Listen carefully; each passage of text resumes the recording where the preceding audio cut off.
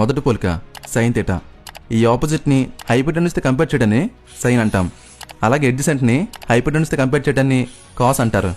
Same అలాగే ఈ ఆపోజిట్ని ఈ ఎడ్జసెంట్తో కంపేర్ చేయడాన్ని ట్యాన్ అంటారు. అయితే ఎగ్జామ్ హాల్లో కూర్చున్నప్పుడు మీకు కూడా ఇలాంటి డౌట్స్ వస్తుంటాయి. అరే సైన్ ఫార్ములో పైన ఆపోజిట్ వస్తుందా లేక ఎడ్జసెంట్ వస్తుందా? ఒక చిన్న కన్ఫ్యూజన్ చాలు, మొత్తం మీ ప్రాబ్లం రాంగ్ అయిపోతుంది. కానీ ఒక్క మ్యాజిక్ మాత్రం తెలిస్తే మీరు నిద్రలో కూడా కరెక్ట్గా చెప్తారు. ఆ మంత్రం పేరే సోకాటోవా. వింటానికి ఇది జపాన్ పేర్లో ఉంది కదా, కానీ ఈ 3 ముక్కల్లోనే మొత్తం ట్రిగ్నోమెట్రీ ఫార్ములాస్ దాక్కున్నాయి. దీన్ని ఎలా వాడాలి ఇప్పుడు చూద్దాం. మొదటి ముక్క సో.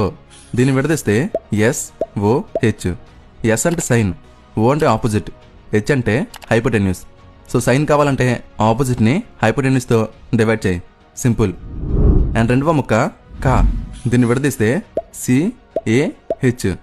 సి అంటే కాస్, ఏ అంటే ఎడ్జసెంట్, హెచ్ అంటే హైపోటెన్యూస్.